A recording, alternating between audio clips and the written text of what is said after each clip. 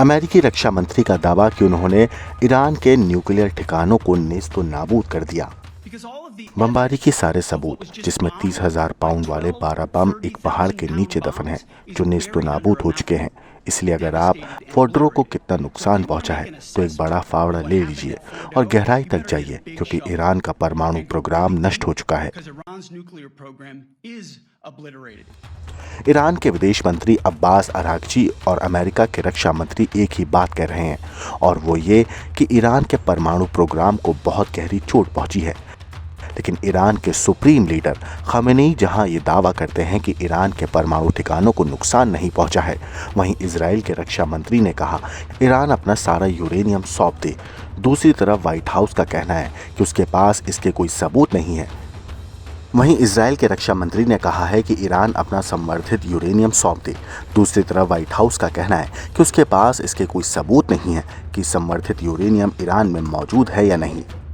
What I can assure you is that the United States and our intelligence agencies and Director Ratcliffe and the President's entire national security team were obviously watching these sites very closely in the weeks and the days leading up to the attack on Saturday, which I will add was one of the most secretive and successful operations in United States history. I think many of you in this room would agree with that, because none of you in this room knew about the strike on Saturday until it took place.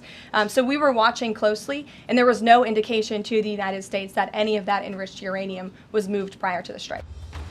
एक तरफ America की सरकार है जो संवर्धित uranium के Iran में होने से इनकार कर रही है, तो दूसरी तरफ अमेरिका की एक न्यूज़ वेबसाइट एक्सियोस ने दावा किया है कि इजराइल के कम से कम 3 बड़े अधिकारी हैं जिन्हें ईरान के परमाणु प्रोग्राम की सीधी जानकारी है। इन अधिकारियों ने बताया है कि एटम बम बनाने की हद तक एनरिच किया गया यूरेनियम का बड़ा भंडार फोर्डो और इस्फहान की अंडरग्राउंड सुरंगों में मौजूद है।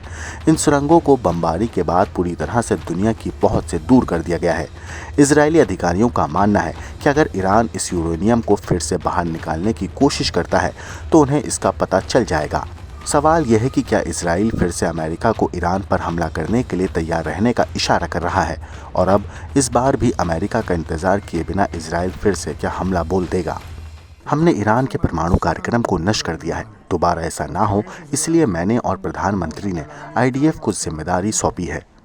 प्लान साफ है कि हम ईरान को फिर से परमाणु कार्यक्रम या मिसाइल प्रोग्राम को खड़ा नहीं करने देंगे, जिससे इजराइल को खतरा हो। इसके लिए ज़रूरी है कि हमारी हवाई श्रेष्ठता बनी रहे, हमारा दबदबा कायम रहे।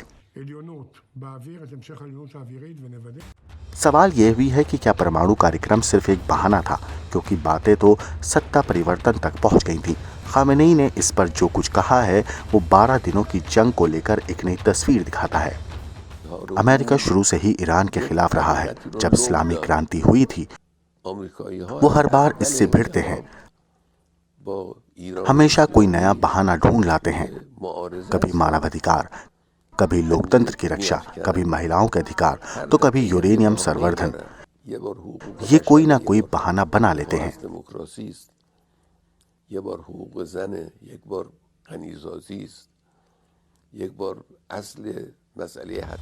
साफ है कि दोनों तरफ से दुश्मनी का बारूद फिर से बढ़ता जा रहा है और उसे बस एक चिंगारी की जरूरत है।